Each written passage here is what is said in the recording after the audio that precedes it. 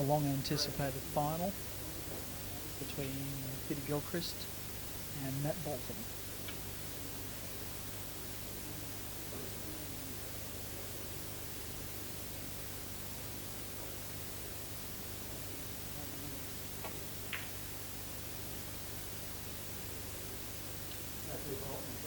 The bookies had these two pegged as the favourites from the outset, and why not? They're the two standout players in the field. Mathew actually has a pretty good record against Peter. Mathew won last time they played in Adelaide, February this year. But Peter looks to have the better form coming into this match. Perhaps he's adapted to the conditions a little bit more quickly.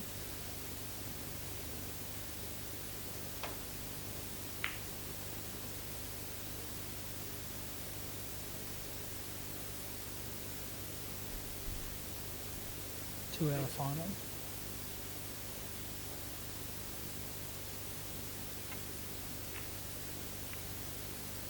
And thankfully, now that we're down to one table, we can actually see the scoreboard as well.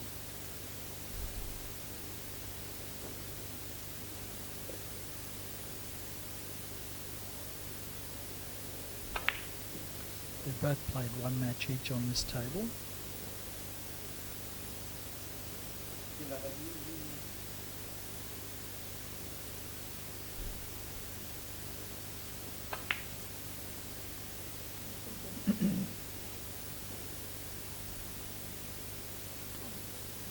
The referee for this match is Frank Galanos.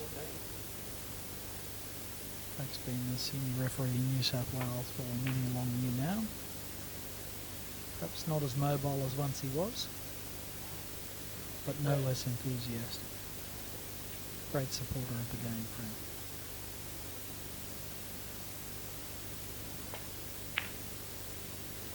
Drop cannon, putting the yellow and red close together on the top cushion.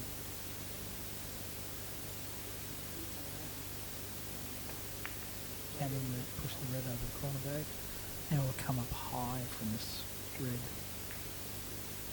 and drop back down, and another cannon to push the yellow ball back behind the spot again. Might need a little side on this. Need a little more than that. You want to be coming down on pot red. Now it's going away. Also question about whether the yellow is occupying the billiard spot or not. Because of those two issues, he's decided to play a screw cannon to try and regain position. That's better.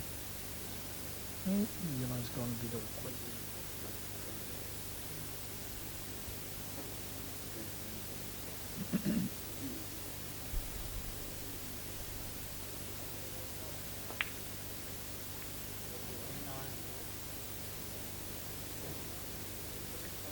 Little screw in on.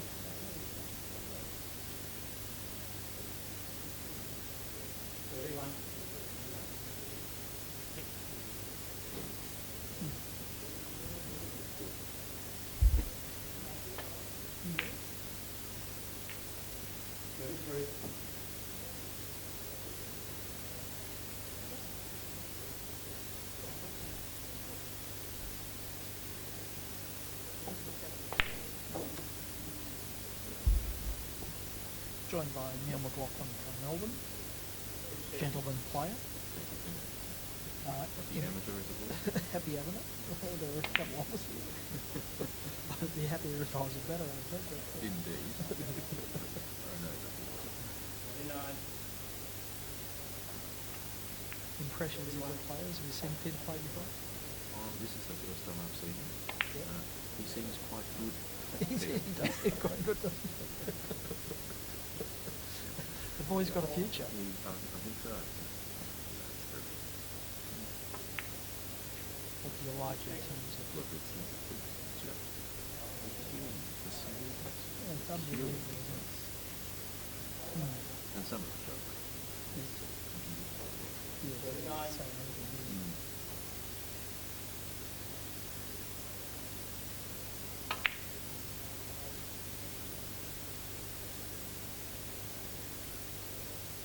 Well, it's kind of casual elegance though, isn't it?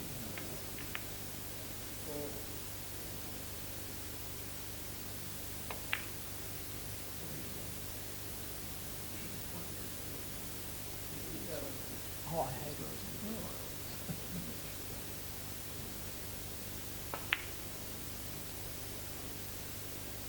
It's that place where you've got a little bit of left also. He doesn't chin the cue for those ones. He stands above them and left them. He's got his chin on the cue for the pots.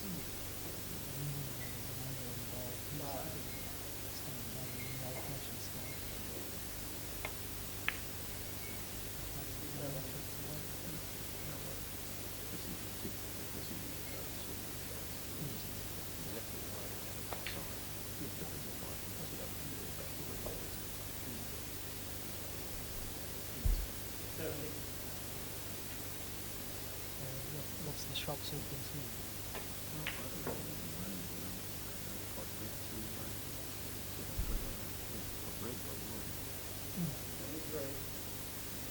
It's very good.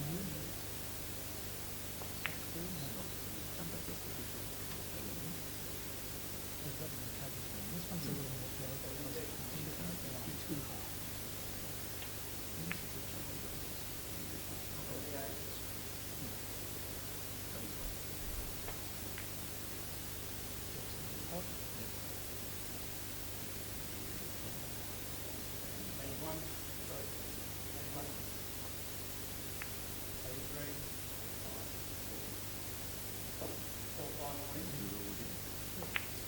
Both of these players respect each other enormously. Only these kids are but they bring up the best in each other. And it is tenacious.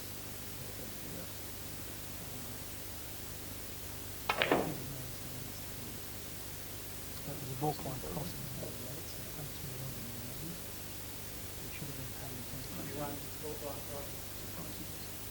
Well, it was your turn.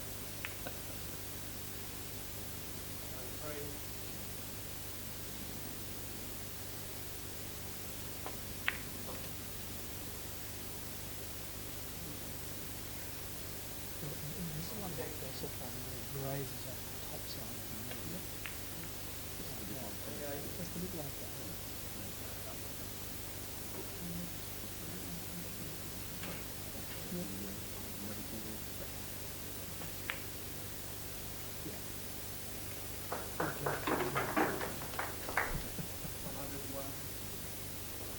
So have you enjoyed your time here in Sydney? Neil's from Victoria.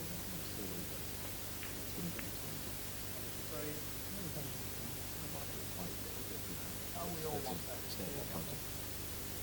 But it's fantastic, isn't it? To be able to enter a tournament where you've got the world rank up playing. You know, what a great one as an amateur, as an aspiring player.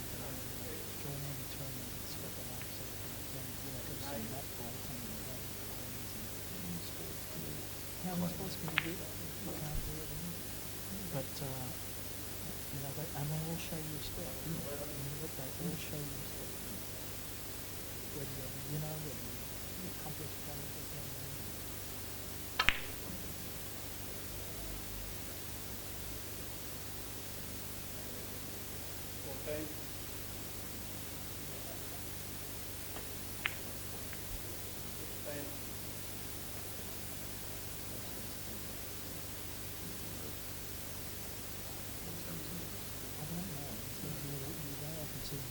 That's right. You're going to see him do a lot of salsa against Mathew because it has to be.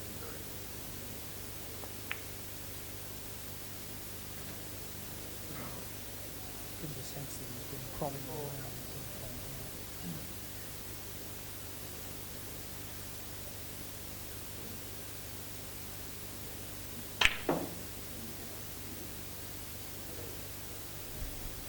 Up to the middle spot that was two red pots.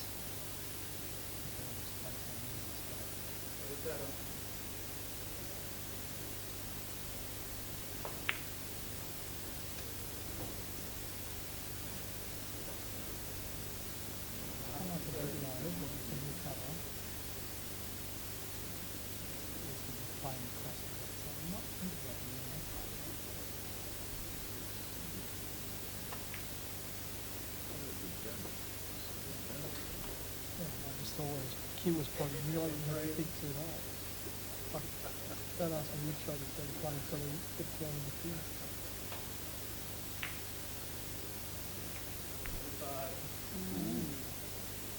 Look like this. This is where it's terrific too. Just playing things up. Gilchrist starting on the side.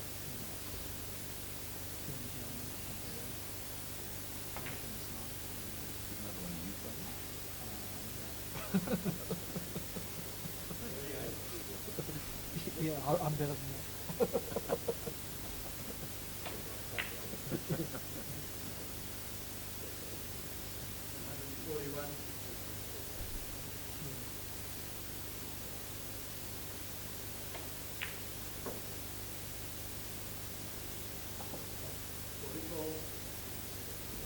Just retaining that and got for that.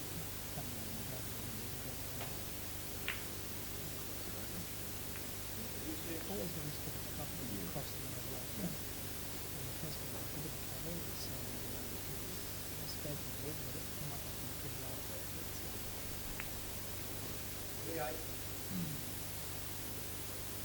So now he destroys it. Just poking it.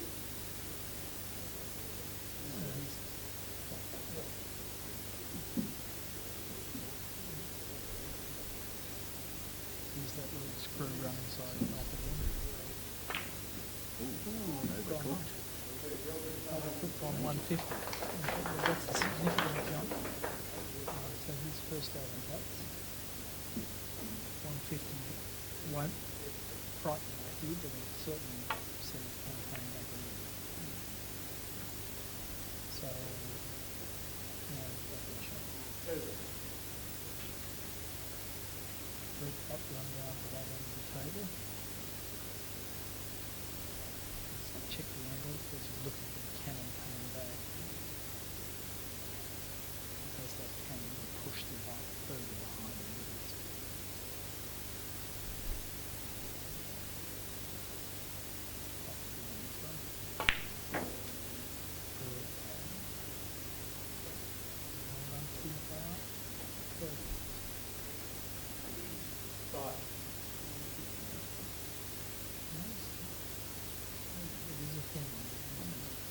Keeps it behind his back.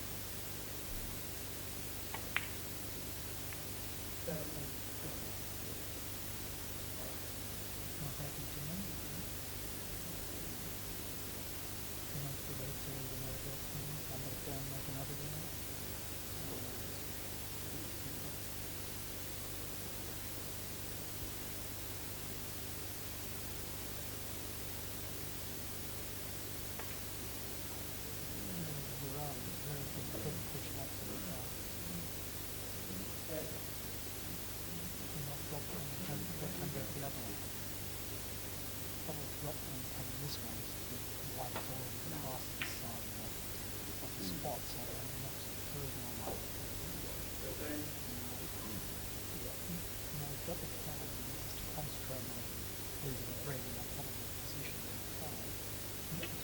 Pushing, but it destroys that position, so you'll only have one more to look at if he makes the turn. Is he thinking about something else?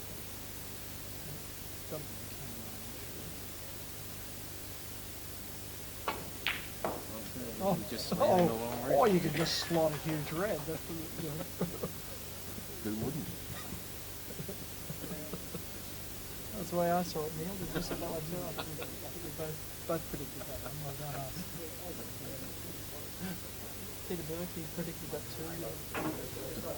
Yeah, we're all on the same page with that.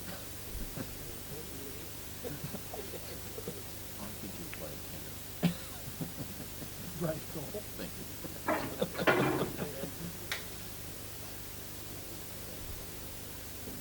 None of this is easy. He's not looking like he's in close control. Pretty.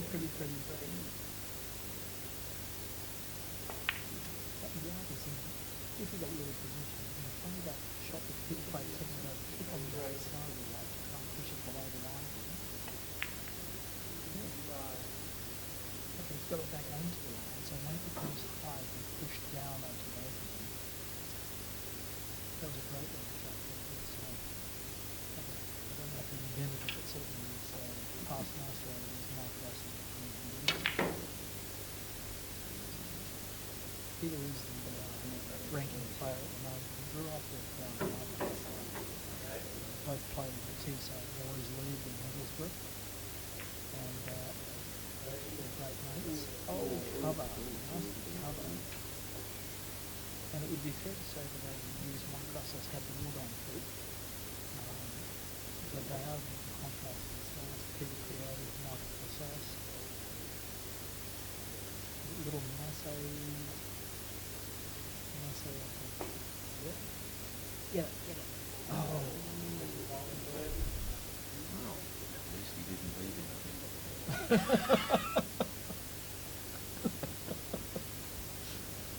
Oh dear. It could be dangerous if you let the world number one.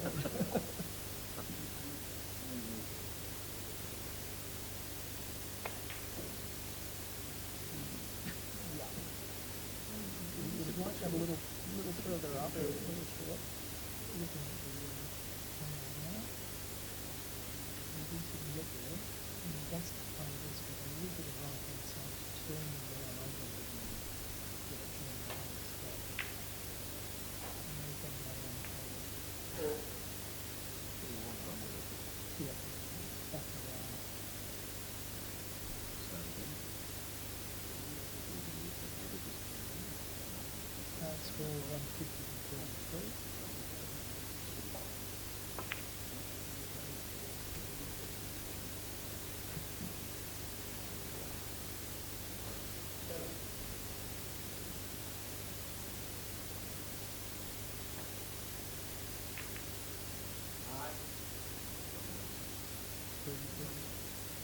The pace control is just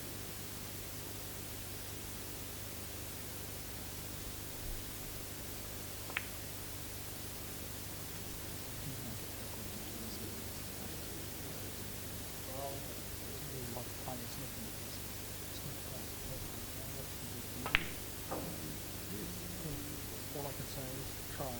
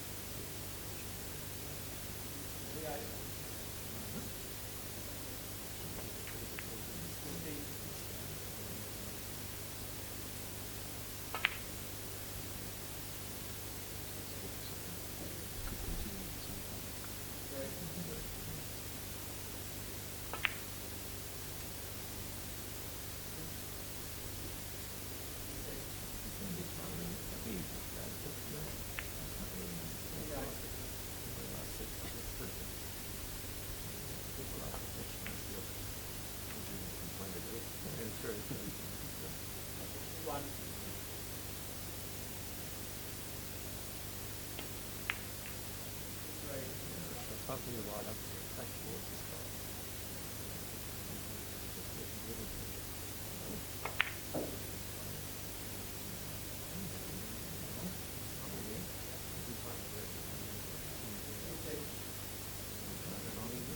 Yeah, he's playing with the substitute.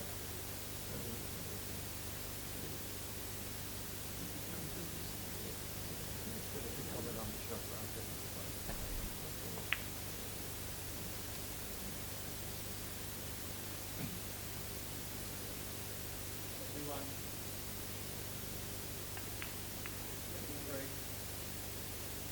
Notice Neil how he seems to move the ball quite a long way.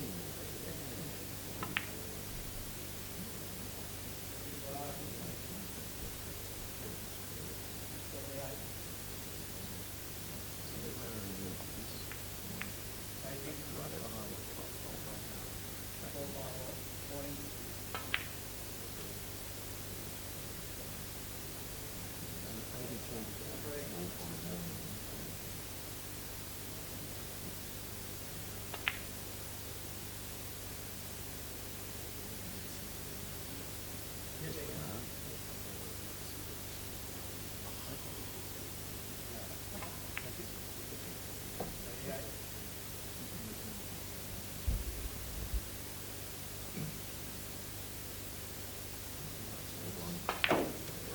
Smash that in the wall. Back around the table. The white is up there.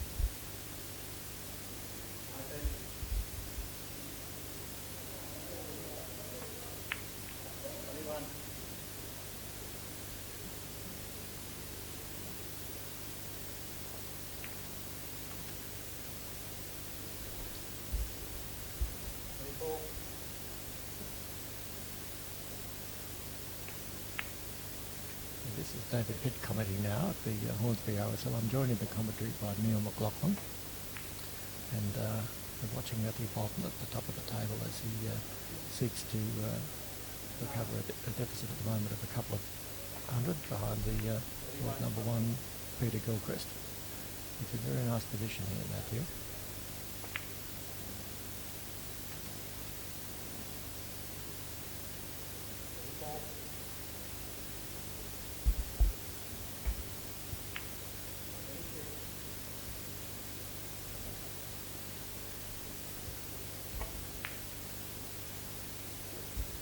Sliding that white ball off the side cushion with check side to bring it back in the perfect position for the Kevin cushion with that.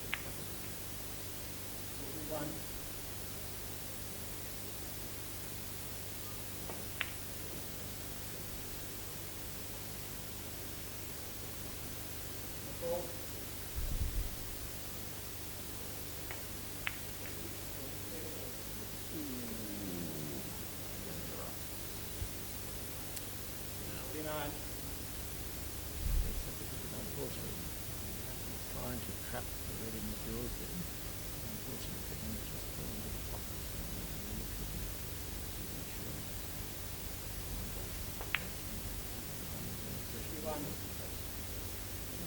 Together in the middle of the track. It's come very, very good. Amazing the room here, just slip it through the middle. Leaves himself a pocket. Another gathering challenge.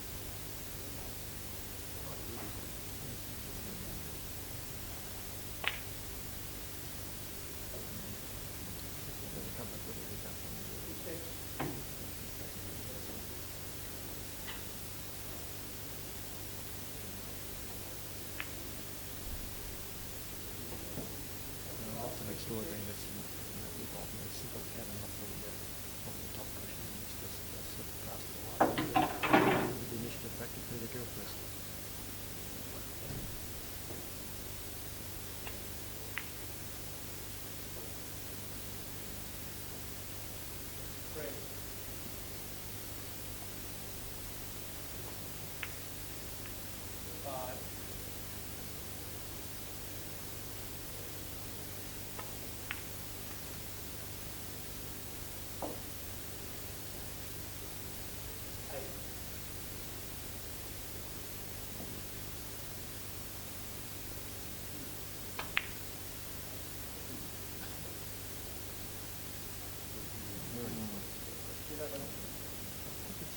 Peter probably would have preferred to be a little bit further away from the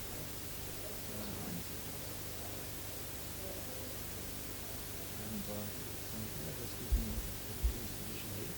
When he puts this red the second time up the spot, it will go up onto the centre spot. And he's just looking to see how he can position the cannon from the yellow onto the red. He's come a little bit far there. A little bit far for it. I think it's the run for it.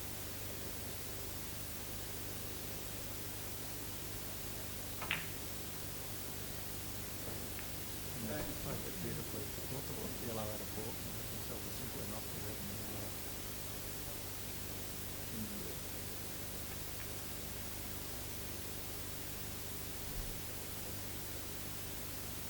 I heard on that previous time of being the yellow red there out of port, but just watch this as he recovers the yellow, going off the red in the left hand centre pocket, smacking the red up and down so near the yellow, from where he can recover both balls.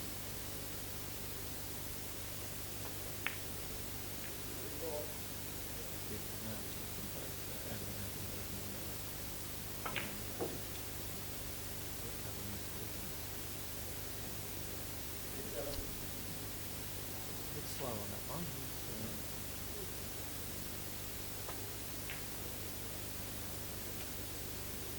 All week the players have been struggling with the tables, which is a little bit slower than what they're used to. And generally speaking, we've seen the balls falling short rather than going too far. That's a beautiful shot. That's a beautiful shot. Crossing the red across to the other side of the table. And he back at the top of the table. Lovely stuff.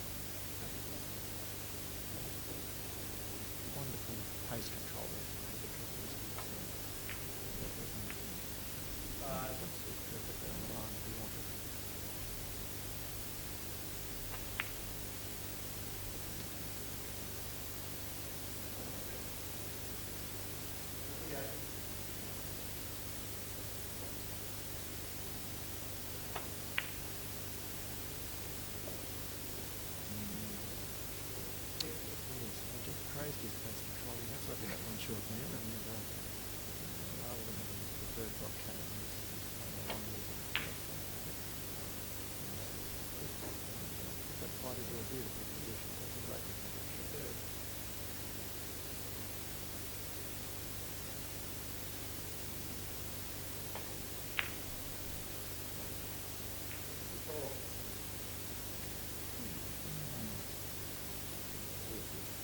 This is all good. It's very, very fine. Difficult to do that. You may play a run through with a little kiss, but you may also end up having to focus across the table. Up for one or two cushions.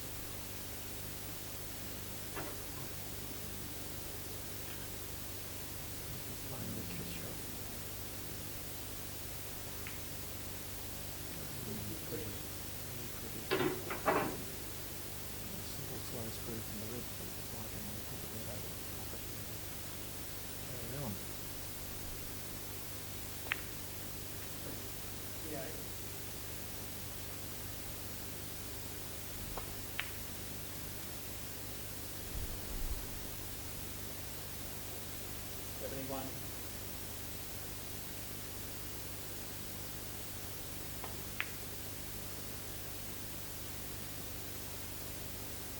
We've got a wonderful 3 days of billiards here at the Hornsby RSL. Beautiful venue with very, very fine facilities.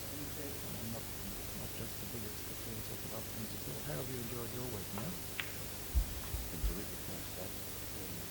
We've all had a great time. Some ways to celebrate.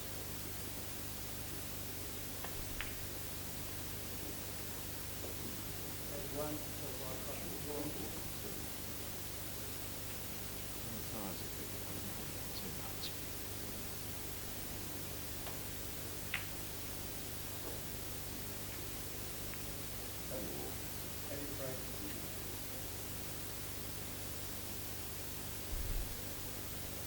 He's just landed awkwardly on this.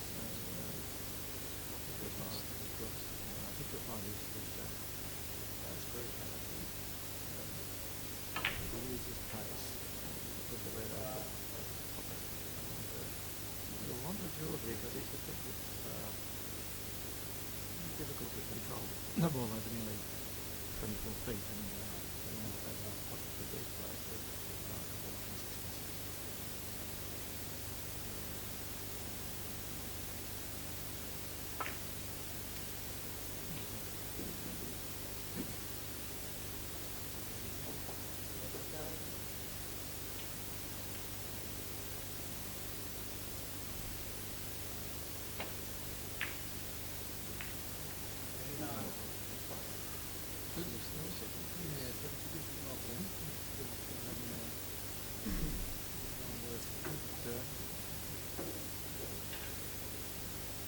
Very nicely.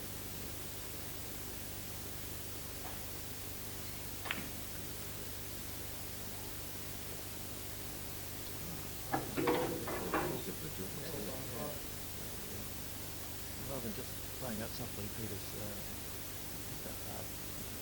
Right, and he also across the whole line.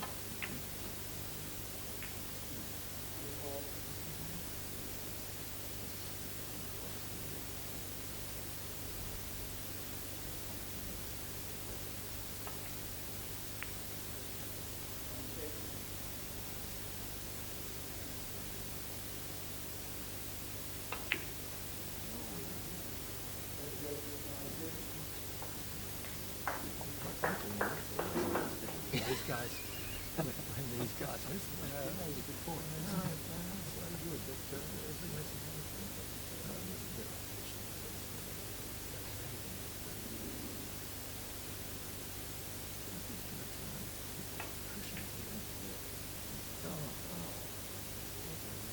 slip in behind the white there. I think I can clip that off the jaw and just kick it out from the pocket. It's all good.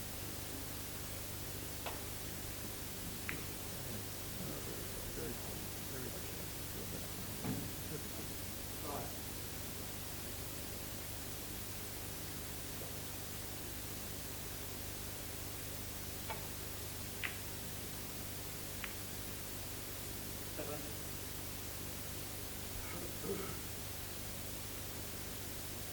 things aren't running very sweetly here for these guys. Let's just land it on the cushion there. When I run through. It's like a long left-hand side, taking the jaw.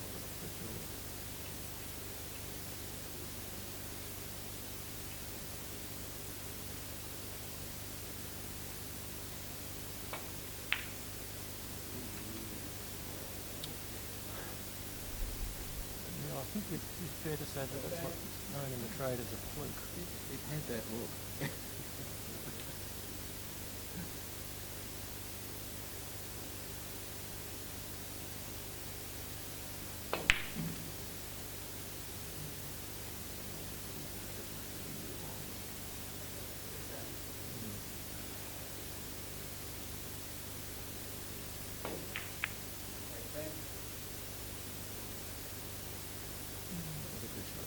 Good recovery shot.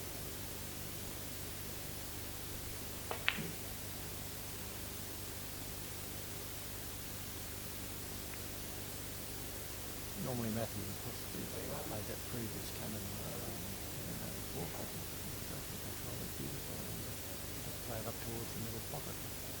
Oh no, it's a beautiful shot. Let's see the Don Rick just split up. I think we can safely draw that. And he's just trying to take ball, push it not quite perfectly out of the pocket, but in a good spot. And the white behind the spot. Now he's moved on.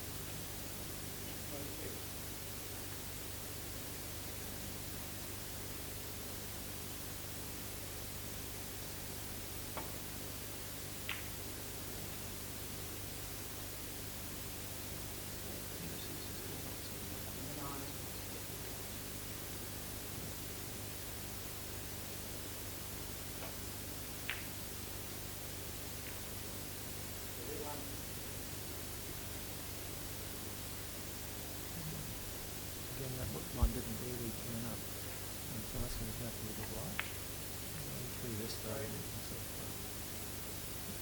couple of choices.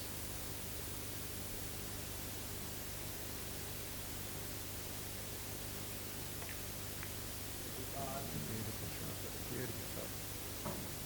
Two moves to go back to the top. Just walking around to have a look at the angle here because this is critical. He needs to be not centimetre perfect, but millimetre perfect on this one, so that he's got the right angle to play the cannon back in the other direction and push the white behind the spot.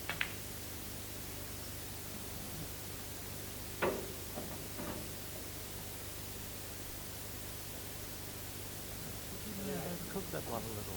Yeah. Oh, that's a beautiful recovery. That is a soft screw. Just the correct position there.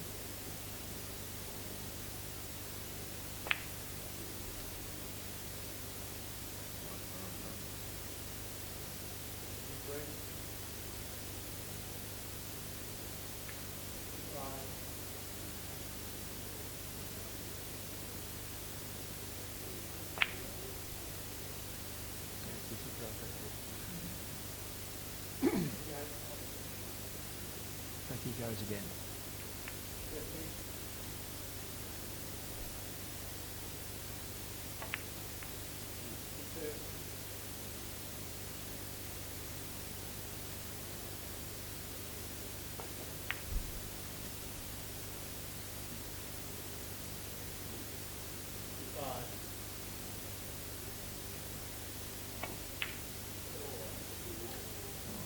That's most unexpected.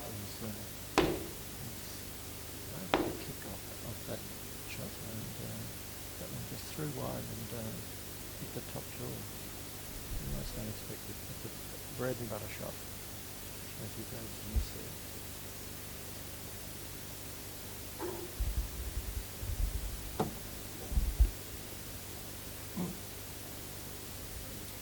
I'm joined in commentary now by Andy Dehaan, a local here at the Hornsby RSL and experienced commentator at Billiards. It's unusual to see Mathew pick up a previous shot, Andy. I've just walked in Oh, I'm you afraid didn't. I just missed it. Okay. I did see the red. No, you just missed a simple cross loop from across the table. Peter's played an extraordinary shot here. Got the red run out. He got the cannon and possibly angled himself on this cross loser here. No. Was able to see the red and he's back in. I think, yeah, his experience is just looking at the scoreboard is showing at the moment that Mathew, you can never tell with Mathew. He scores prolifically when he gets in and he's happy. He hasn't been happy today. His match with Michael Pearson, I expected a lot higher scores, and I think it reflects that both were very keen to get into this final and a bit cagey in some of their shots. But I think watching currently, you can see why Peter is the number one in the world. He's got a lovely action, he understands the game so well, and at the moment he's just on fire.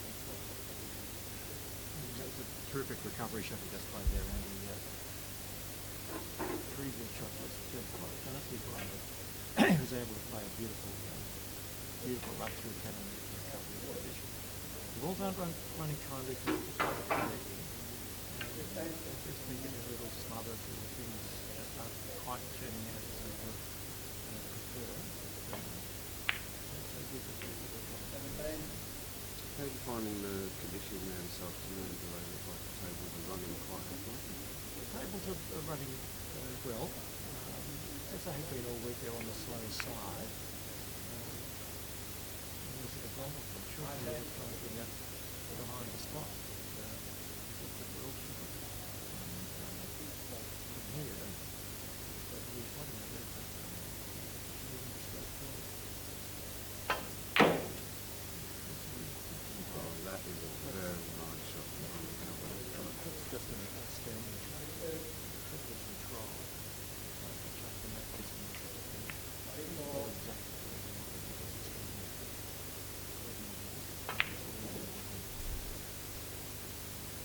I don't think players don't play this game realise how clever and difficult some of the shots are playing. Oh, he makes it just so easy. You just want to go and grab the key. I can think anything is, but go get on a table and try some of this. You'll be surprised at it.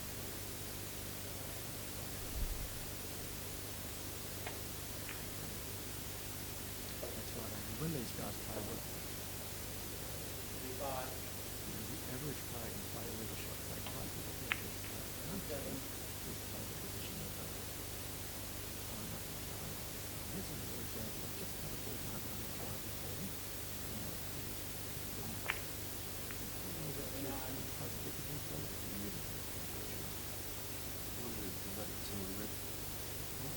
Sorry, Scotty. Look at that. A moment ago he was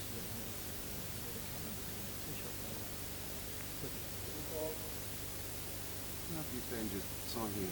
No, David, this is the inaugural Sydney Open. The first time we've had something of this major calibre here in Sydney. And you're from Victoria, so you've got some fantastic conditions down there. So how do they rate you?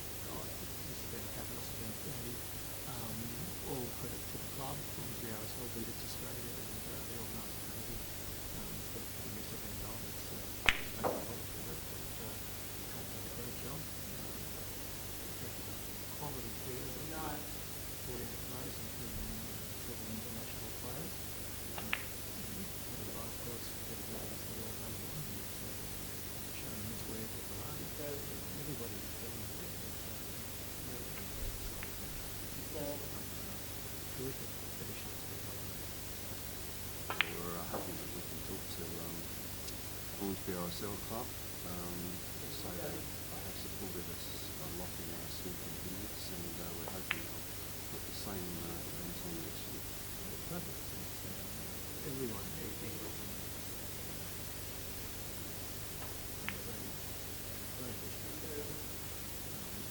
extraordinary to think, Andy, that even only 5 years ago, there was only one or two billiards players a year being played in Australia. where people would travel to play. But since Billiards Australia started, there's now a mini circuit starting up, and that was about half a dozen points this year. Do you think billiards has become popular again? Good question, Mathew. I think what's happening is billiards has been popular, it's more popular, but people are getting much more opportunity to play. It brings out more enthusiasm. There's always been obviously people just playing clubs, but having the opportunity to play away, league people with conditions, even some of these great players. It's great for the sport. Yeah, I agree. I think we're seeing a big revival here in New South Wales. We have got a few local city competitions running, which has got more and more popular, and then people like these two top guys come over, and you can just sit here for nothing and watch two of the greatest players in the world. Can only do one thing, and you can encourage people to come and stop. It's on 91, and we can have to start talking about crossing the ball. There we go. Much better on the table. He's going to log. The beauty of that shot is that if he's over his head, it gives margin of error for where he landed. It's a work really well. In no one position. Perfect.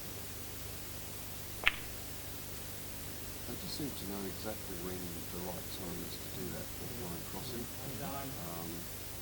What was really strange was in one of his previous matches, Gilchrist wasn't given a warning, so he was on 95, and somehow in two shots he managed to get across the line, fulfill the baulk line crossing requirement, and get top of the table again. So that's the way this guy's mind thinks. He's just a wonderful guy.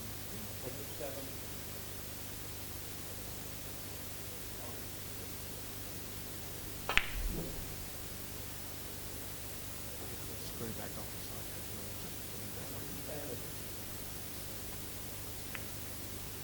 100%.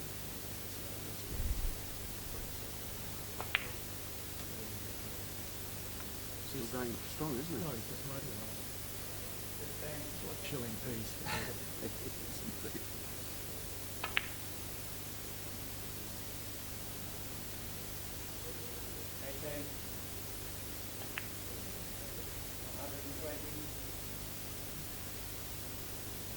How many hours of practice do you think these guys need to do to get this standard up to play next time?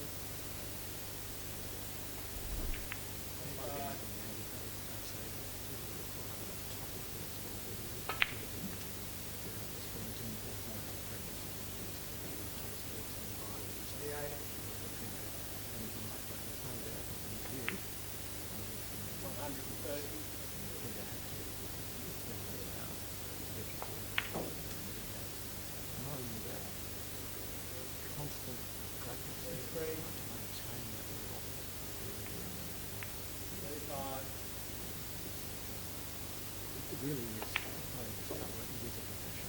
He is a professional. And this is all he does.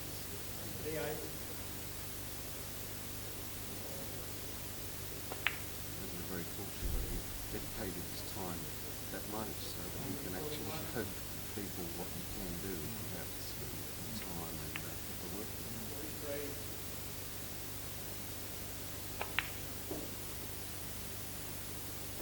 It just looks so easy, doesn't it? Anyone could do this, actually.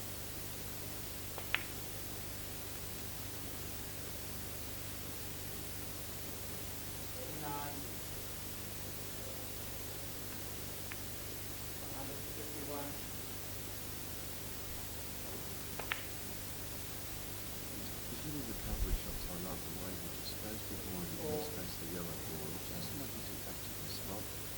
So you can start the whole sequence for you. Fantastic skill. It is lovely watching. And with this break here, now 156. So he's establishing a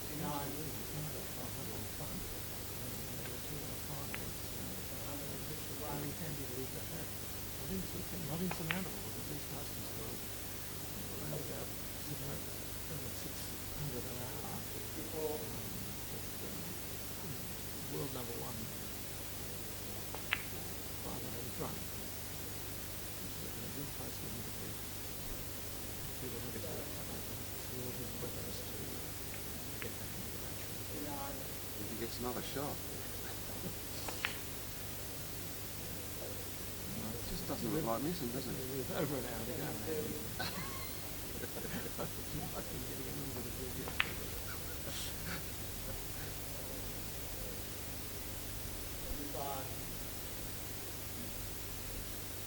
Frank, our director, the referee, is refereeing this match. Frank Dillon, also very experienced. He's loved by all the players, isn't he? Very popular. Very respected. Very experienced. He's travelled around the world refereeing state, national, they're taking the ball quite early.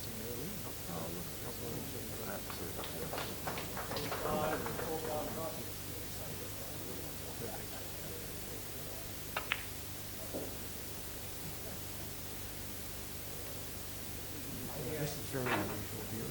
Billy Gilchrist is going to play shuttle for the rest. At 6'5", you don't see that very often. I actually had dinner with Pete. I was sitting next to him and I said to him, "What do you like as a West Prague?" He said, "I'm not very good. I don't need to practice."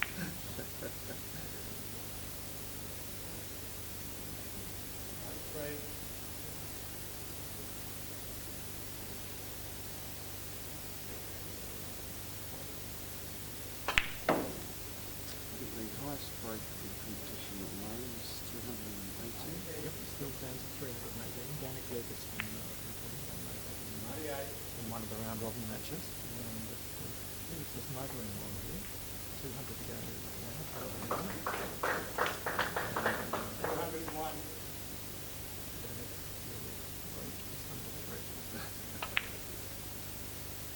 Danik was playing so well yesterday, but this morning I actually refereed his match. And it was, I don't know, he just had some very unfortunate shots. Some of the shots that his captain starts coming on this time. I'm expecting a very good game with him. So his highest break today was 57, so that's the difference between yesterday and today. Both players probably in that match. Danik is playing local champ. Michael Pearson, who's a member of this club.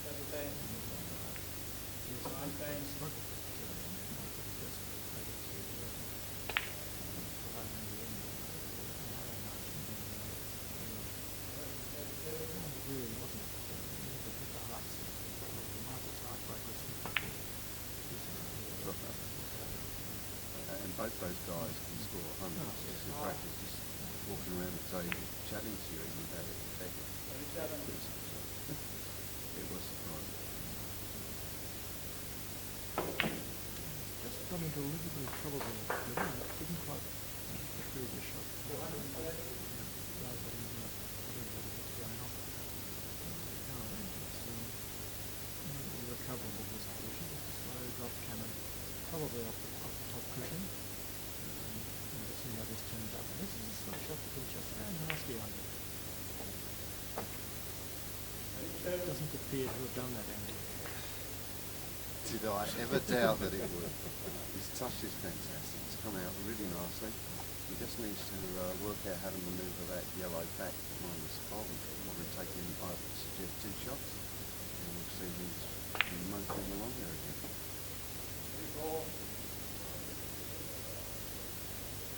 Interesting position here with now the reverse top of the table. Position. 41.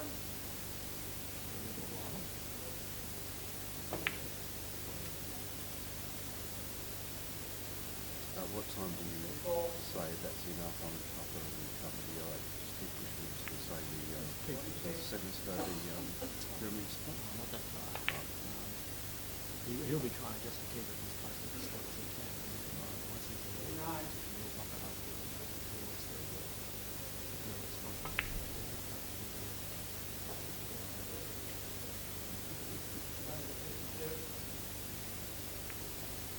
Not just yet. Just imagine that, just moving it slightly, just keeping it very His top place, he could play 5 cannons onto that yellow and only move it an inch. Yeah. It's 1.54 centimetres in the middle.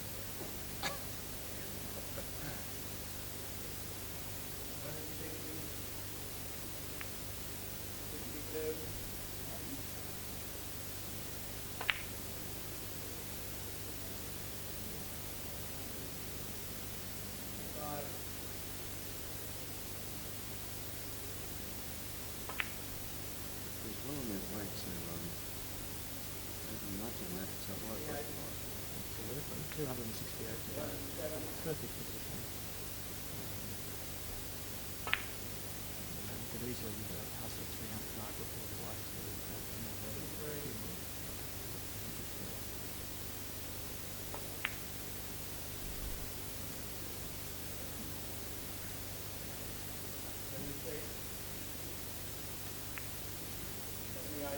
Any advice for Mathew Cole? stay calm. Stay calm. Your opportunity will come, and as Peter's shown, the conditions are very, very good for quick breaks. So Mathew can do everything that Peter is doing here. But it's very much easier to do it when you're 500 in front and maybe 500 behind, and that's the position that Mathew now finds himself in.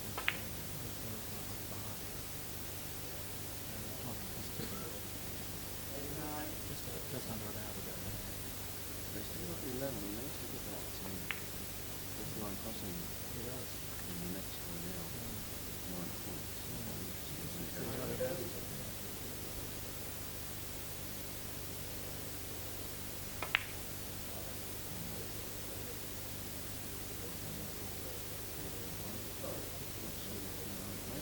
So he potted the red tries off the spot, now it comes up. And this is actually difficult. He's on 295.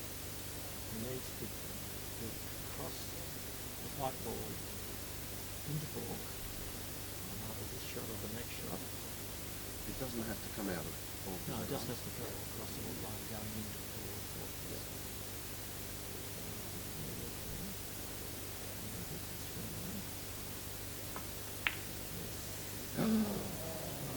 Yeah. Well,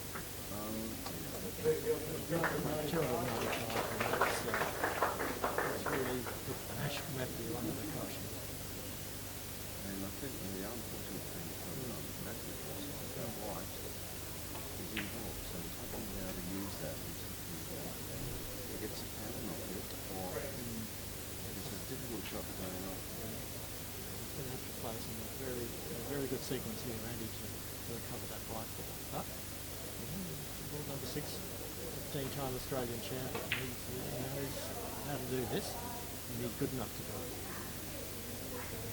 He'll probably put the red tries up the spot here on the front, so he can from the red on the centre spot to the right. We'll see what it goes. I think that's exactly as you put it. Right.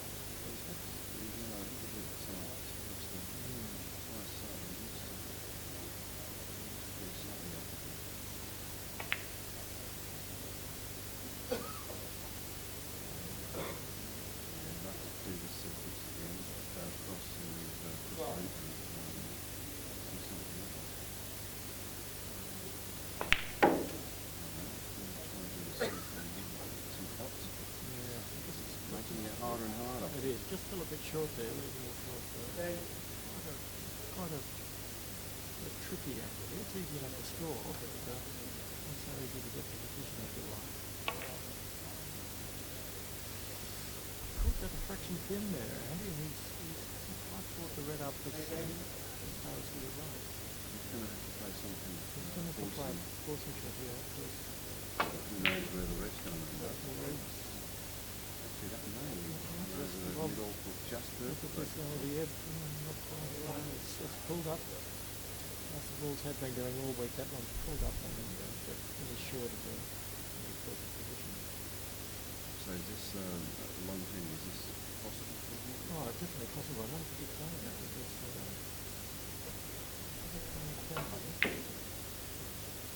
just like a cricket, it was a very good attempt, but it's not quite right. The good news for Mathew here is that he hasn't really left Peter anything. flash from the previous point of view. He's either got to play a long range cannon, very long range difficult pot, or somehow they've got to try and smashing off this one. This I think it's a little bit of cannon there, with the right hand side just to strong. Oh, is that a cookie? too much. You were right the first time, maybe. He didn't need to work so much.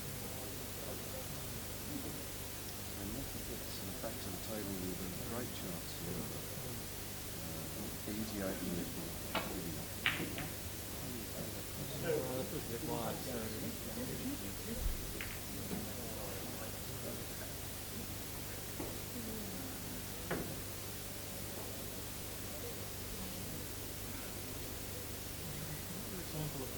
Of the ball's not running kindly. It's been okay when they've been at the top, but they can play a lot of shots.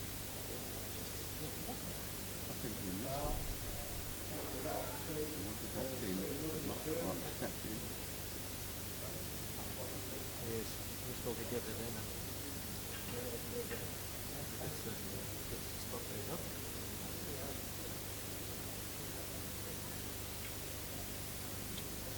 Advantage Gilchrist. Is it a standard shot you normally play here? You try and get it past this middle pocket, or just...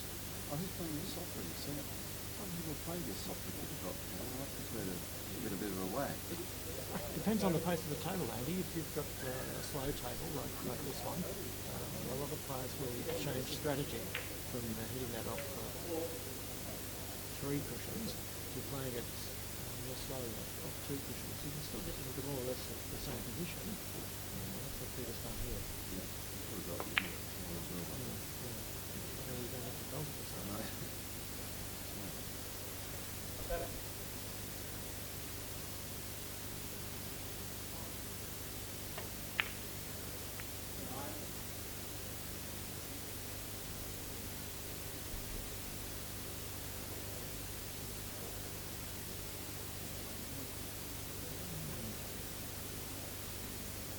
Looking at the run through, he's got to make sure that he's not screwed up. What's beautiful control of it? It's just full pop, full. Giving himself a simple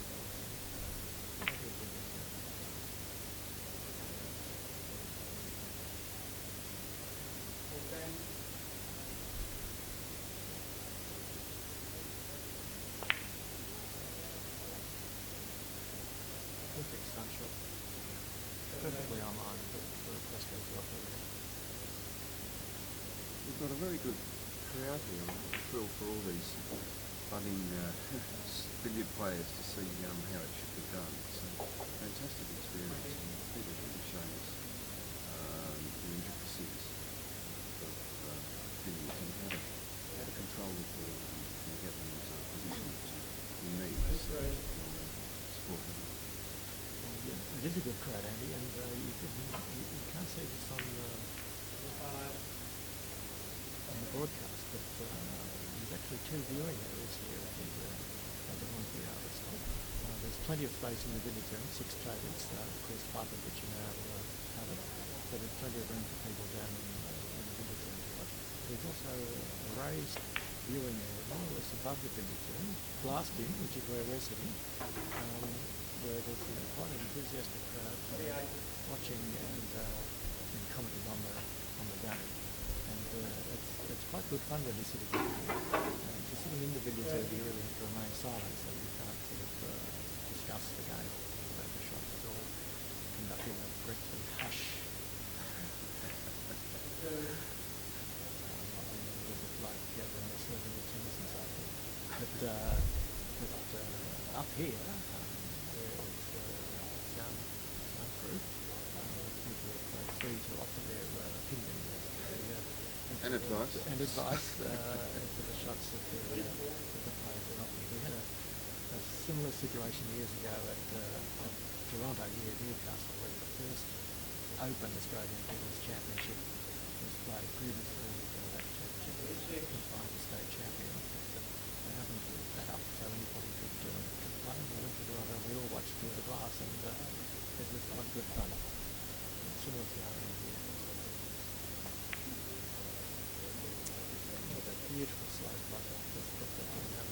white's covering, the yellow rather, is covering the centre spot, so the red goes up on the 10th spot, and he has now pushed the white up here if he wants to drop down to the jump. He may well be back at perfect top of the table in one shot here.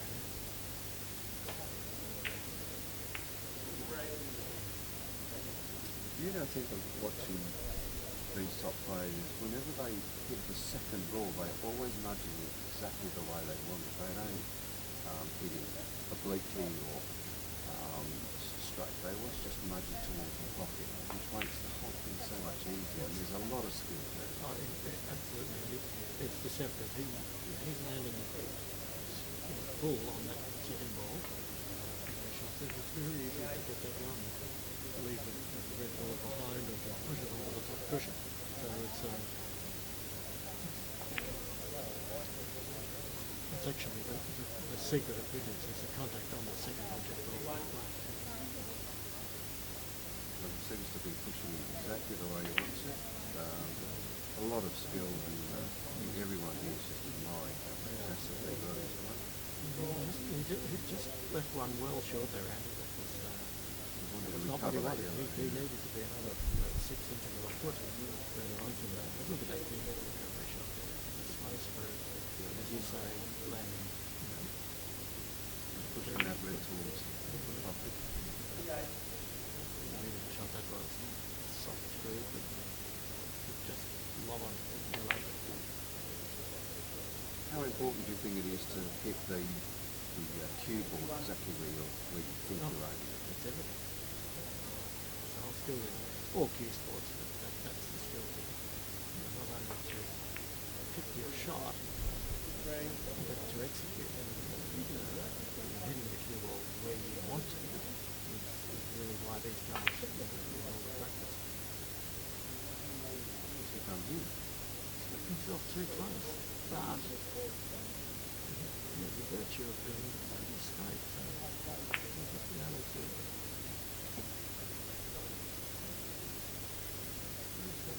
himself simple enough.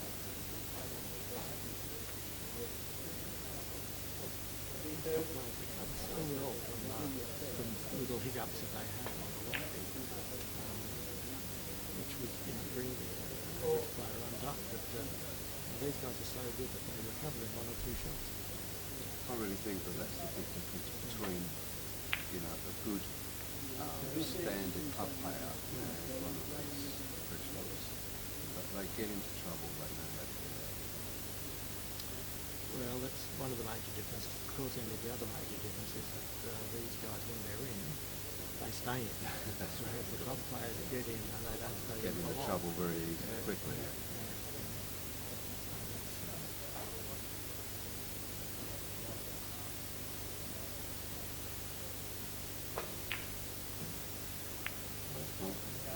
Worked out beautifully. Worked out beautifully. Just simply enough. Yellow, and you can go back up the ball.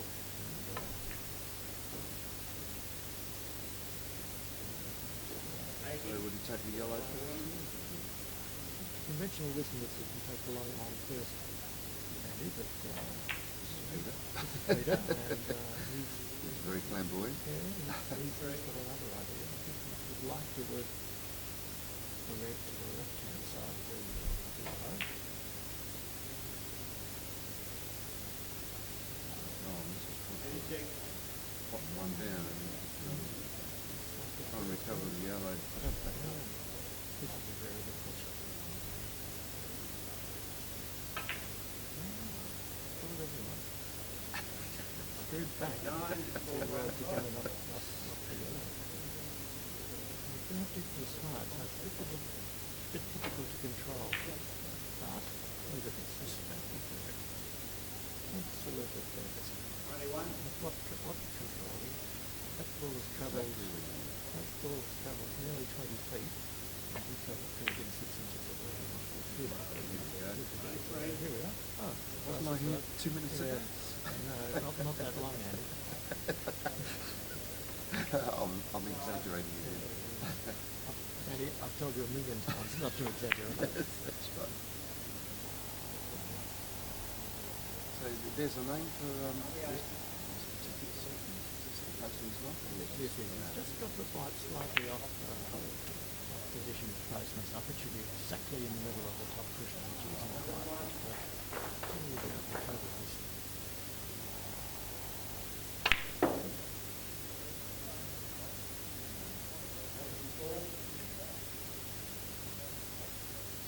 Straight on this one, maybe he's going to have to go into balk it out again, maybe. He's got a lot of power to keep out here, and That's a terrific shot. He's come down virtually a perfect angle here.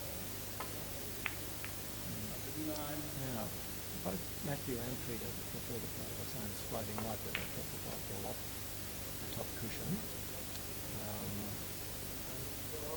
And he just knocked the white away there. The top of the table player would have tried to endeavour to keep it on the cushion. He was quite happy to knock it away.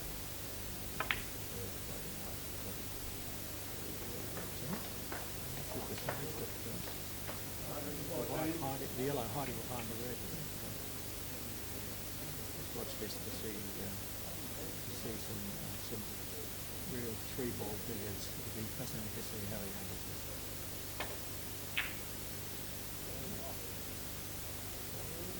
Oh, very unlucky. He's lost the yellow there from a very narrow angle. Played it very skillfully to leave around exactly where it was.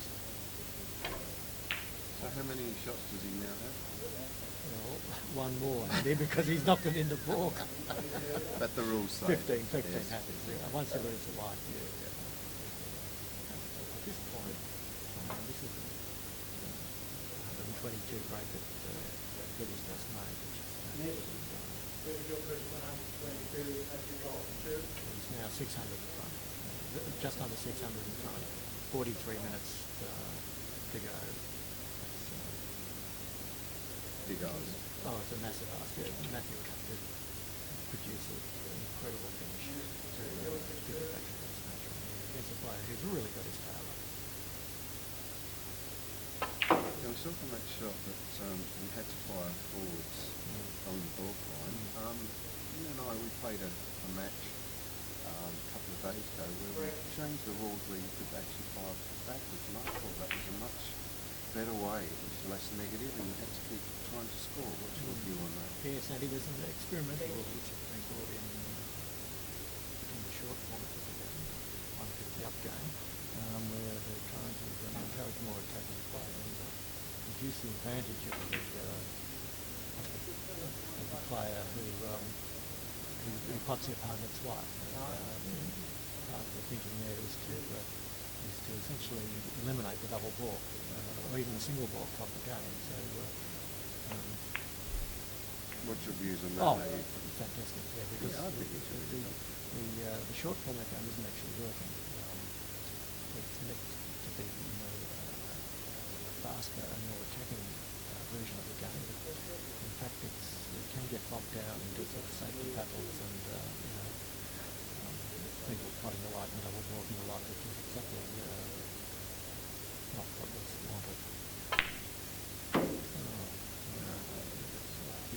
What a tremendous shot that was. He slammed that red into the corner and screwed that into a pretty good position to go off this right. Perhaps the fraction wide. No, not if he's running it like that, it's not.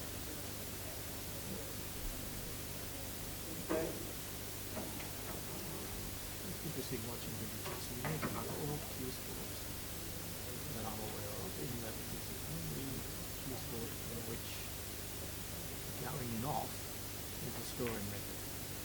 All the other cue sports are either potting games, such as pool games or snooker, or they're cannon games, such as the pocket or various versions of those games.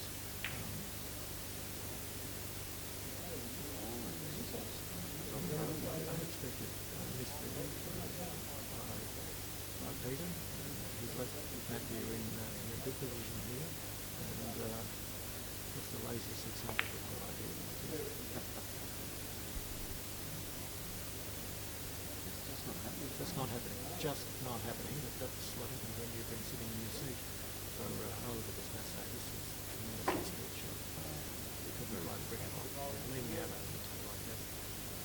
No Both hand yeah, on the table. No hand on the table. Very difficult shot, but he does it right. 600 in front, if you pull that shot off, it's very difficult to pull off maybe 600 forward.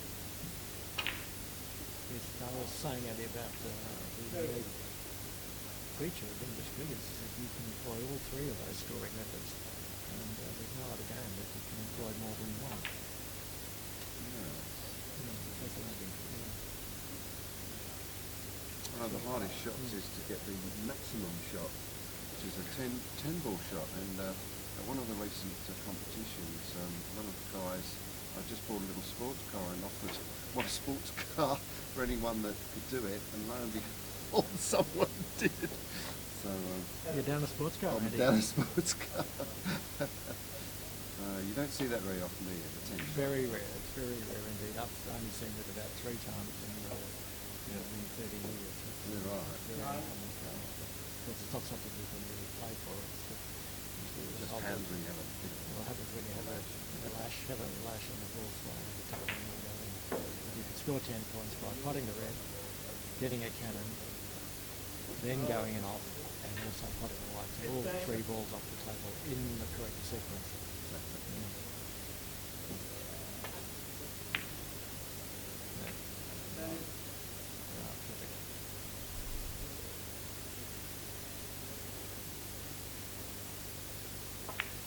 I talked to Billy yesterday, and he said he's got another 2-year contract with the Singapore government as a national player. I said to him, he was happy, and it's a little bit surprised me. Anyway, he's happy. He's renewed the contract. He's very happy in Singapore. He has a young daughter there. His partner, and he's lovely there. Of course, we're happy as well because it's a bit closer to Australia. We want to back some more competition. He's fantastic, but he's always willing, if he can, to get into a schedule, travel to Australia and play in our events. And he's probably been here maybe even a dozen times in Australia for various events over the years.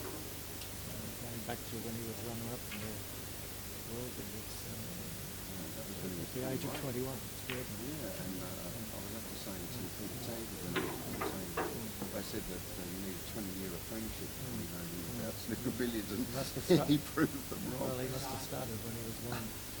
Exactly right. He played Mike Russell, who was the eventual winner, but Mike Russell, I think, is months younger than him. He's just got an extremely long.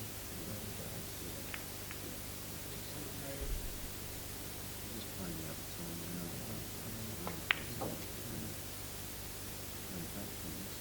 Not in the time of our it's extremely facing national which I've never seen here. Have you ever seen Mathew play? not intentionally, occasionally, they just will not be done. We've seen Peter this week play 3 or 4 times in the American competition. 15 or 20 cards. Yes, he played 10 or 15 cannons. He's accomplished at them, but the cannons really have gone out of the game to the world champions, and so I think particularly the walk line rule it's killed the 3 cannons up altogether, because previously you could make 75 cannons, 150 points, but now the walk line rule you can only make about 80 points if you look across the walk line, unless you just happen to do it on your way around the table. That's nail in the coffin for Mercer cannons, which is a great pity in my opinion, because it would liven up the game. To see some Mercer cannons, extremely difficult skill. There is a YouTube of Danny, Yeah. scoring 100 in less than a minute.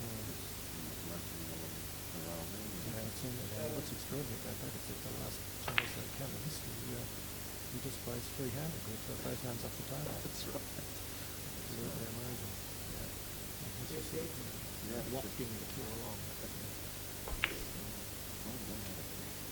would like to think that was a jump off the table. Even from up here, we could technically. Not where he wanted to be. Oh, what a great shot. Oh, that's thin cannon, double kiss to leave it right in the position and not really over the pocket. That's a great shot. There's an element of luck. He was lucky that he hit it perfectly, I think.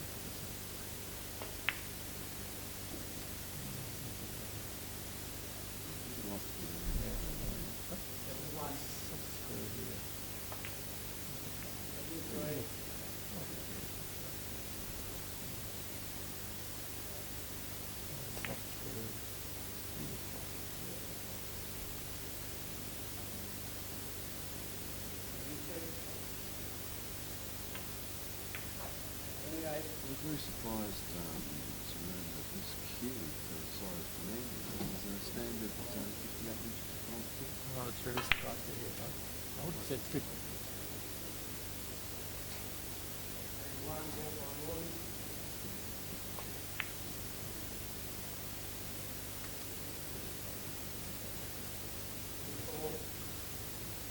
Yeah, 58-inch cue. I would have thought 57 was the standard, but most cues are either 57 or 58. But yeah, for such a tall man, 6'5",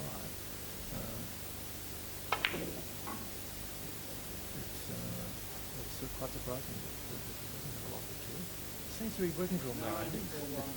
I asked him actually if he preferred an ash cue, because an ash cue, of course, has a lot of grain and arrows, and he said he used to use it, but it put him off. And so he's turned to the maple cue, which has no real grain that you can see, and he feels that it's very much better. He's about to make 1100 here, and all hope is gone now for the stage. 33 minutes to go, and he's over behind. And it is essentially there. 100.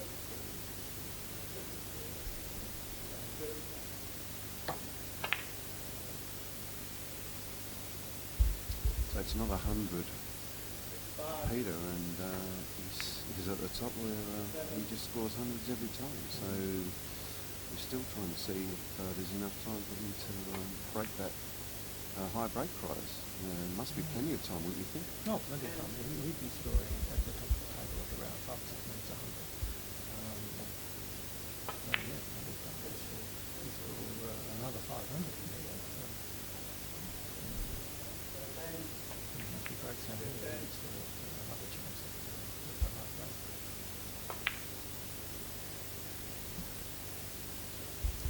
Any predictions on what the final high score will be for, obviously for Peter? Will he reach the 1300s, do you think? I don't think he'll get that high. But it's hard to say. If he's going like this, undoubtedly at some point Mathew will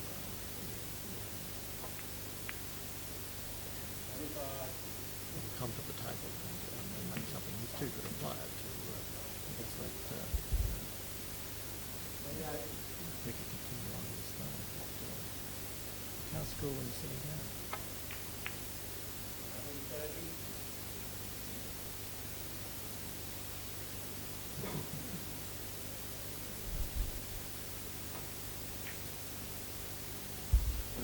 Mathew's going to be very disappointed that he didn't get in and when he had his chances. He is a really skillful player, and I think all of us would have liked to see a close game. I'm not sure why he hasn't performed today.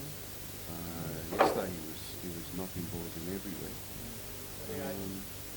Today's just another day.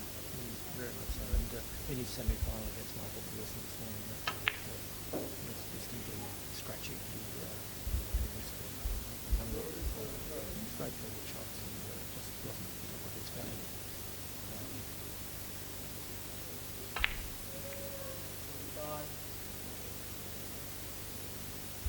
I don't think I've actually seen Peter in any bad positions as far as his scoring ability, except for the first about half an hour that when he came to the table he'd just flown in and he was a bit scratchy, and one of the guys when he was playing was in front and took a photo of the scoreboard just to say he was in front against Peter Gilchrist. But since then, he's really almost not put a foot wrong.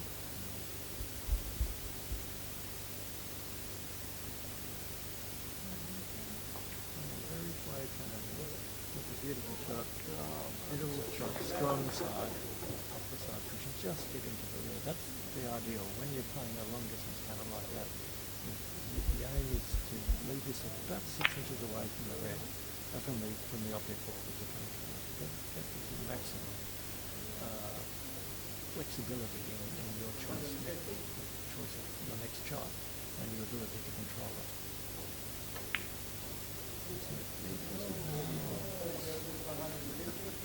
Exactly 150.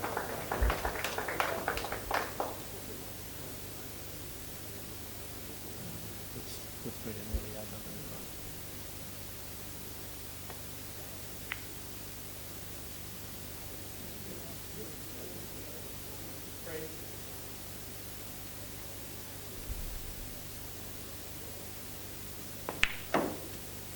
Just isn't time for that.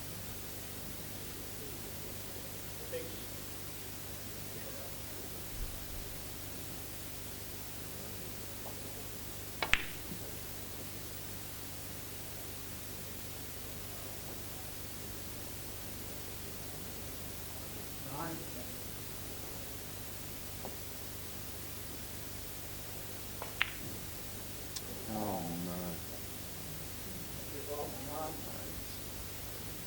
His mind's not in the game, unfortunately. I thought he may have a chance of at least trying for the high break prize, but yeah, I don't think it's just going to happen.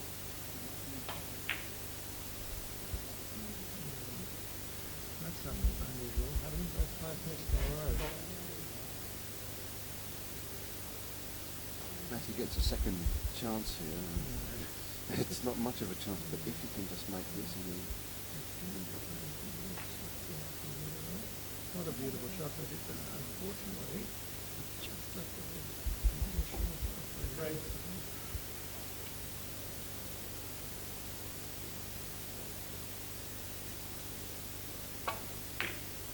What a beautiful shot. Look at that. Struck absolutely perfectly. Top and strong right hand side. Followed down the cushion and the red hit it so sweetly that the red didn't even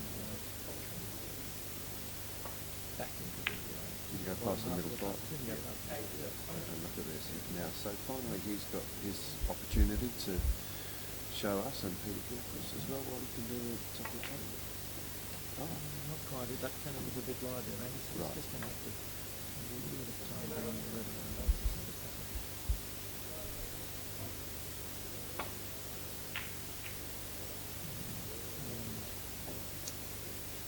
And he would like to avoid that kiss, but otherwise it would be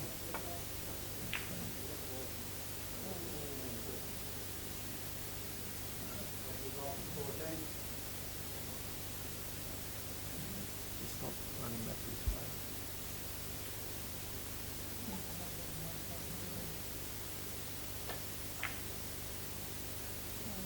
Oh, what a beautiful shot. Follow through down. This is one of the most difficult shots in the game. And there's just a fraction of straight on that one. Such an extraordinary good shot. That's the reason he did that, was to try up the hand and make himself a simple enough to off the right, utilising side cushions and keep that cushion first. Right, so the position of things. Putting the one back towards the centre of the table. So when I say right, I'm usually mean right. We work that out. So has he got a nice... It's a bit wide, so he's not quite this one up the top cushion. He missed one of these earlier on. Awareness. The secret of this is to try and hit the side of the red, not full on. So you've got an angle. So There's two schools of thought there. Oh, right. There's a couple of players at the top level who will try to just shoot the red and leave themselves up top. But several players, including Peter, prefer to hit the red clear in the guts, which reduces the risk and leaves them a showtime party for the head. oh yes. This is really showing this class, isn't it? A beautiful peak over there, which is a vertical cue shot. I don't know how he managed to reach that. That's in the middle of the top. In the middle of the top. 6 foot 5, 1,000 feet back. Look at this. What perfect shot. He's got that ball 24 feet. It's really an amateur shot. So what was the shot for here, do you think? Yeah, I think it's simple. Simple class. Well, that's an absolutely bread and butter shot for any Billiards player. Okay, he's made it extraordinary every semi-final. So Mathew is so shot twice.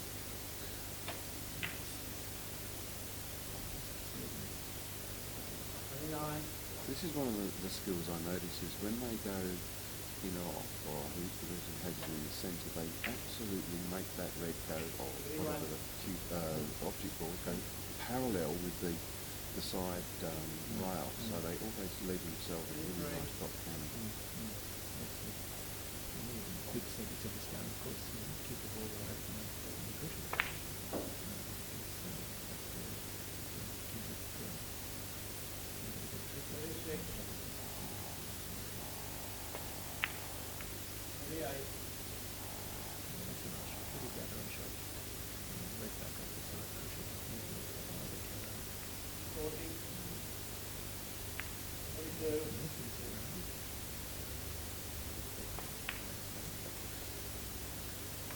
Well, as you said, Peter can play nursery. It would have been a thrill for everyone just to watch him, hit 10 or 12 down the road.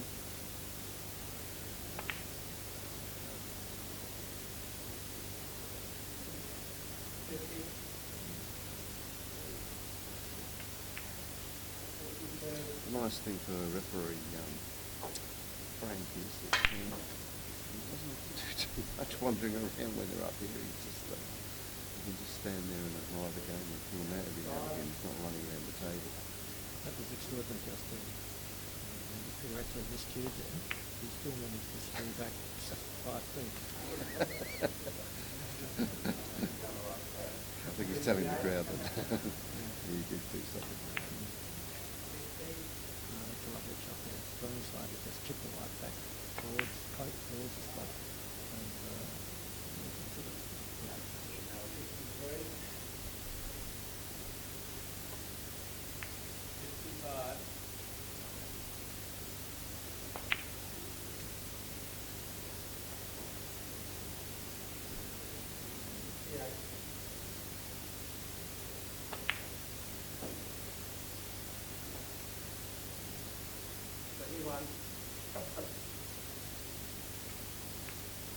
And it's all very easy now for him, isn't it? He's just have to think. There's no pressure. He just about knows he's run this game now.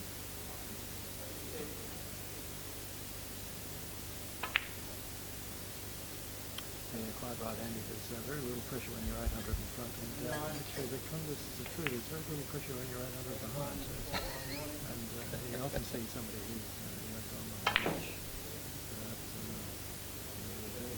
Finally, when they realise they can't win, they relax and start to play well. He's gone off the red as well as button and across the third line, so he's done a whole lot of that shot, but they've locked up advantageously. Put the light back behind the spot and just went up this one. Leave the drop cannon there and back we go again.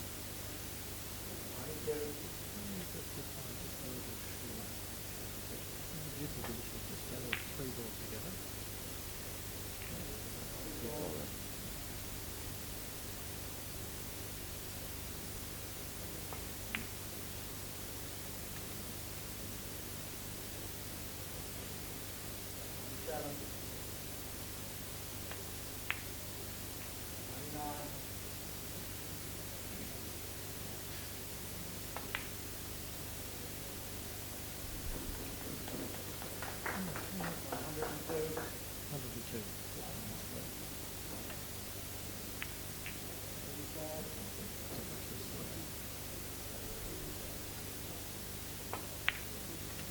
So he's just jamming the yellow against the the rail, not moving it very much at all. I think you'll find you'll move it here, and you'll try to use the shot to move it a little bit off the rail. Could be third shot there, just leaving them, close together.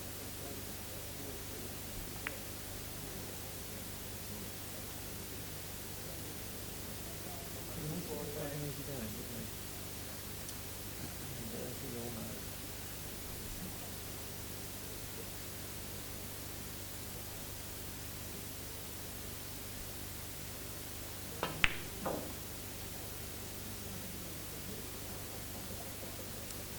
Very nice shot of spun back, but just a bit short again. It's hard to make him all weak. Yeah, he's working a short rather than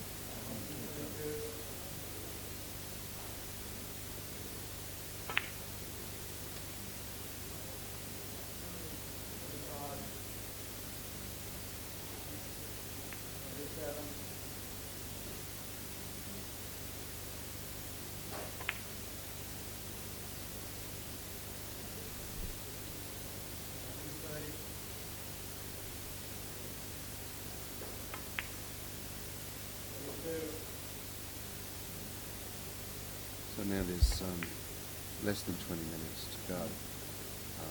We certainly can comfortably predict the winner. safely, and safely. Yeah. So what is the prize money, do you know, for the winner? $1,600, is it? Yeah. Not sure, but yes, it's not that a little bit. Yeah. The price one is I think is $5,400. Yeah. It's It's more. It's done perfectly. Yeah, it is good. Very nice private. It is nearly 900. It'd be nice to just see Mathew now just at the table for the last 20 minutes, just show us what he can do. Not like that. Try to pull up again, where is the opportunity?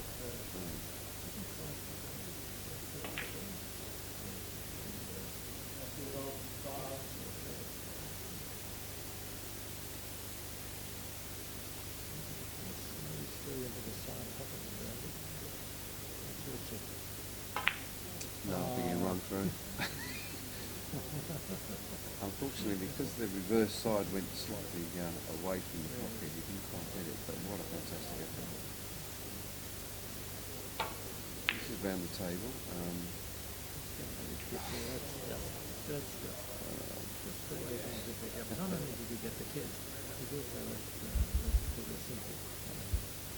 Nice easy start at the 10.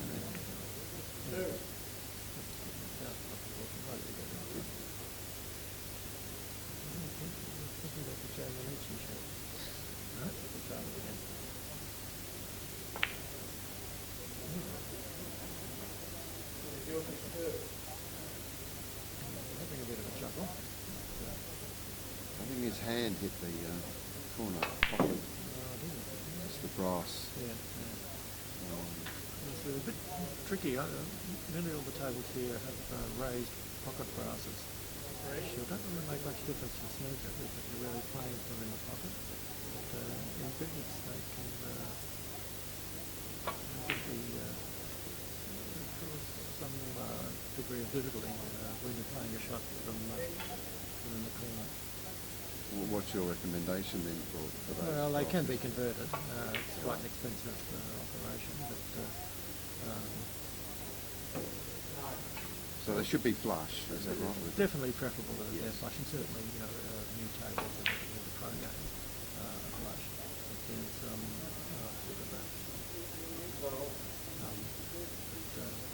definitely it's preferable to have the just pocket brasses rather than the pocket brasses. A lot of the tables were made in the 19th century and the early part of the 20th century. These tables here are probably around 100 years old.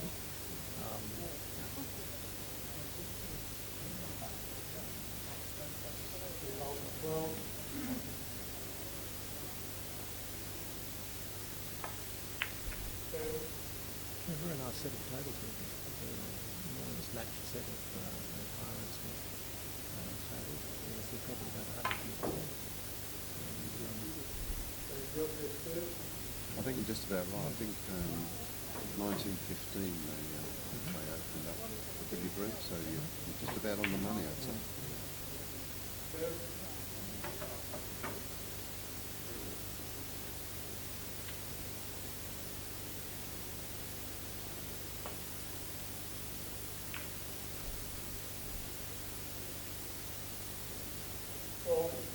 This is the second time this year we've seen these two in action. They both played in the final of the South Australian Open back in January, and we saw them both in action again at the Pacific International Yarraville Club in June.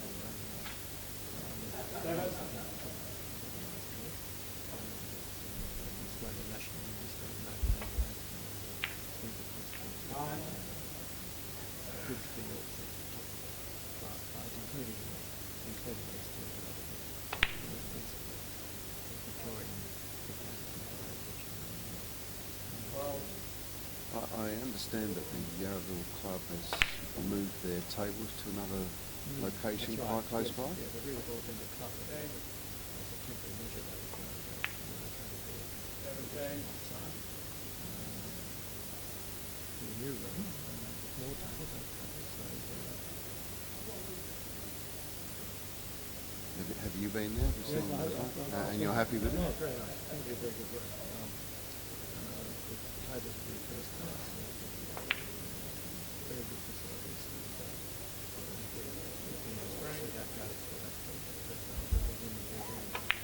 Always a bit of excitement when there's a new billiards room open. It usually goes in the other direction. That's exactly right. And you say there's more tables? There'll be 8 tables. Fantastic. 6 only 6. Host large numbers of players. It was my first time down at Yarraville last year, and I have to say, though, I found the tables really difficult to play because they were so fast, they were so new, nothing like what we used to here in New South Wales, but I had the absolute best time, and if anyone wants to go and either see some fantastic billiards and snooker or just wants to play, that's the place to go, and I can't recommend it highly enough. We just had the best time ever. So Yarraville, it's in June, is that right? Yep. In June. Every things are on the internet at Billiards Australia website. So we'd like to see you all there. Or the Australian Billiards and Snooker Council website. For domestic players and the Billiards Australia website for internationals.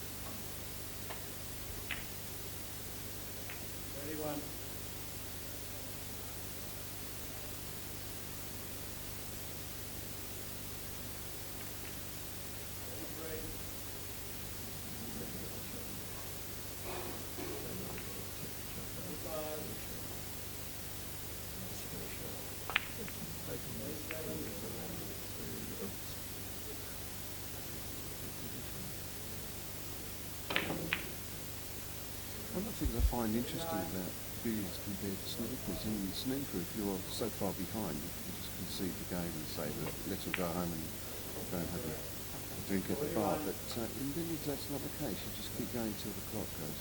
Yes, it's just not considered part of the ethic of the game. It's advertised as a 2-hour match, I suppose. It's spectacular, but you can expect the matches are played through the bell goes.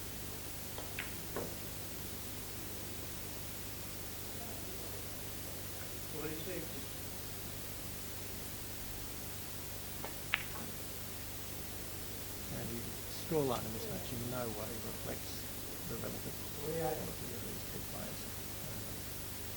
Peter's on top today, but Mathew is a player of his class. He's beaten Peter before, and on another day, this result could well be reversed. Well, just the fact that Mathew hasn't been beaten in 13 years in any competition by a domestic player really speaks volumes about the quality of Mathew, and it's just, we all have our good days and bad days, and unfortunately for Mathew, we played very well yesterday, but today it's just not. And I certainly can't say anything about that. He's just been consistent all the way through the competition.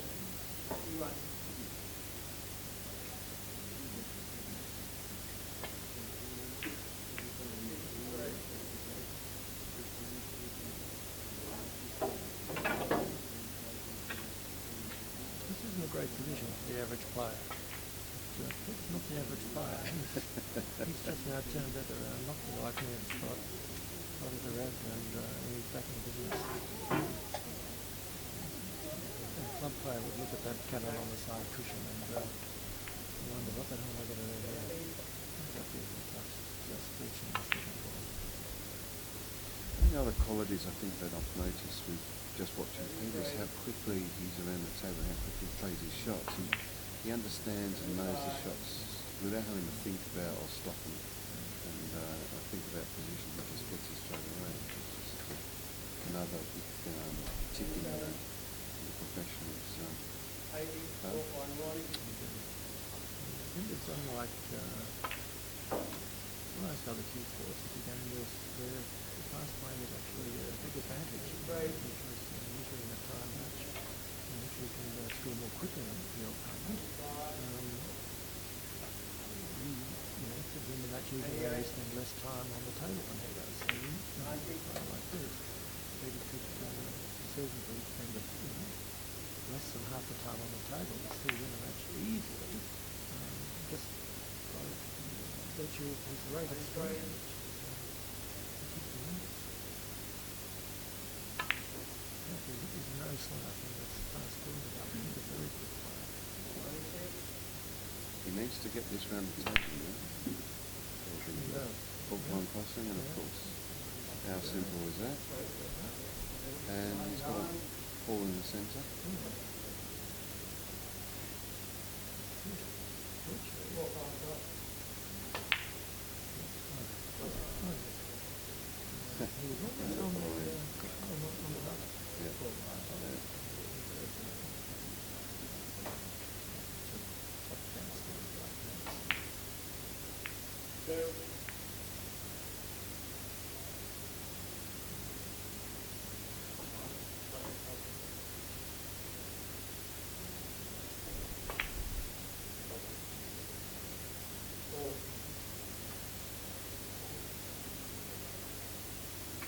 So I think in summary, David, was there any people that you really expected to do a little better, or people that got through that you wasn't? Well, it's a very interesting tournament, and he does some fascinating results in that. Exactly right. Extraordinary result in the group containing Peter Lucas, Peter Tankard and Danik Lucas.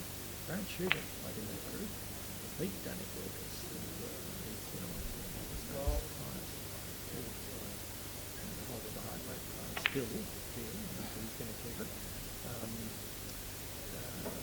Grant beat Danik by 8, but lost his other two matches in the round robin by a total of 6 points. 3 and 3, I think. And didn't qualify for the knockout section of the tournament. He beat a quality player. He beat the number 3. And David Collins, what did he do? David Collins never got a tournament. He lost to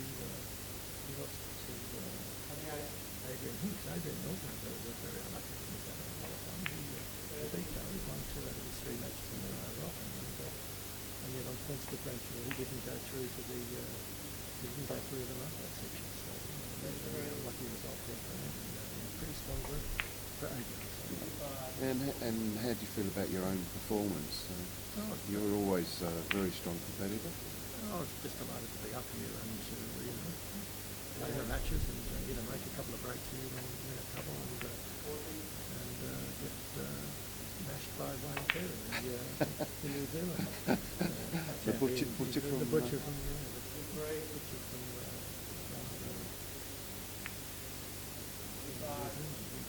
very entertaining man to play, very funny, very, very popular, and very strong player, as I say about under the same fun of it. We thought I was going okay, but obviously couldn't get the table up, and it was just broken up. Very good exhibition of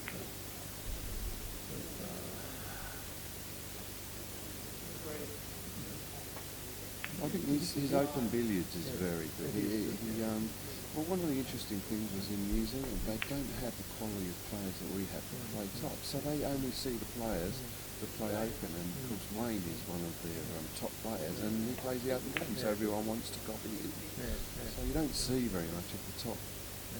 Interestingly, Wayne said to me that they play a lot of safety in New Zealand, which is not Is that really right? he said they play a lot more safety out there than you guys do here. It's an average of the safety, starting $7 isn't 20 minutes, and I'd say one safety shot or something like that. It's not a feature of the game at all. Last as well. And what a shame we didn't have our Indian friends here. Would have been nice to have. Shishra's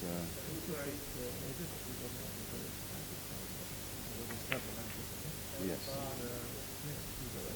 He's a great character. He is indeed a character. But no, we had good representation. We had people from the Open Singapore, David Walsh from Ireland, Chris Lane from New Zealand. So, for the first ever event, it's fantastic to attract private nationals. So that's been terrific.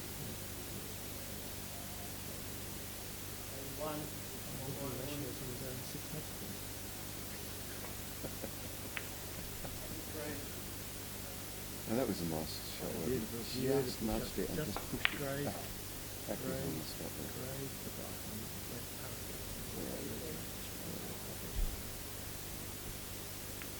I mean, Mathew, he can do this all day.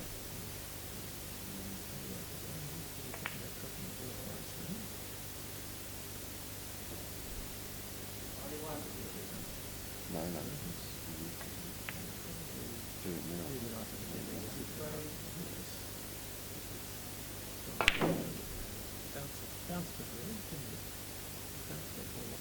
Well, the players have said that because the table has just been running quite fast, they feel like they've really got a bit of a nudge, so yeah. And only just found it, but very nice. And back of course on position.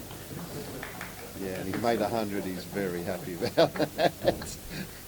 He makes 100 every 10 minutes of practice, but he really wanted to show us that he can do it in a competition.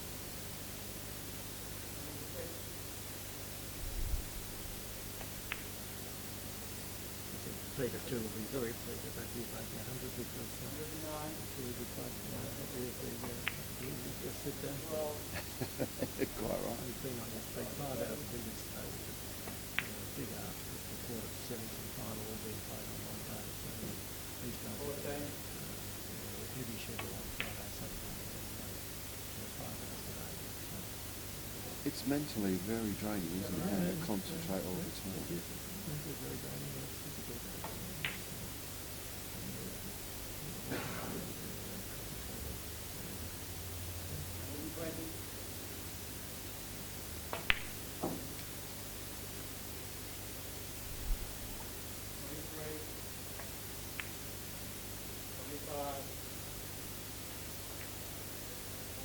I think the referee will be happy to have a beer after this. He's not run around the table, but he's working hard and having to keep up with the players. And one of the things that people don't realise is that it's not just a question of counting the scores. You've got to count hazards, how many off the red. There's a lot of it. So the referee has to be on the game as well. So I think we should give a tribute to those who made this event. It was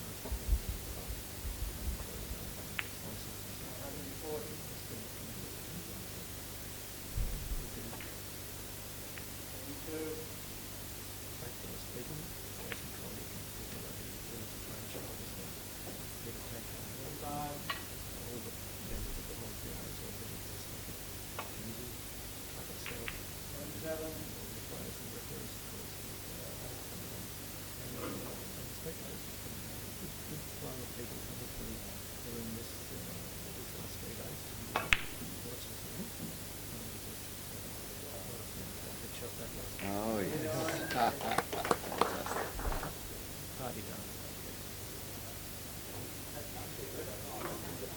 And what do you think of our tournament director? Tournament director Steve Cow. Oh, wow, he's just... degrees a model of efficiency. It's I just... don't think there's one compared to like that. He's a wonderful guy, really dedicated, very efficient, and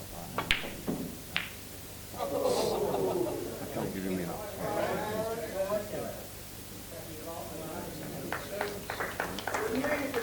There's 8 seconds to go, so I think we can say that the inaugural Sydney Open is going to be run by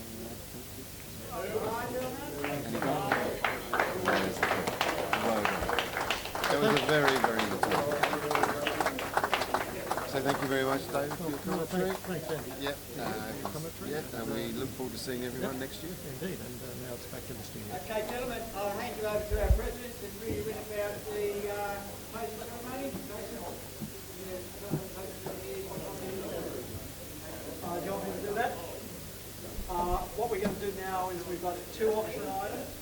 So we're going to ask Andy DeHaan to come down and conduct the auction of the ball that we use to play this match, signed by both players, and also a biography of Walter Lindgren, again signed by both players.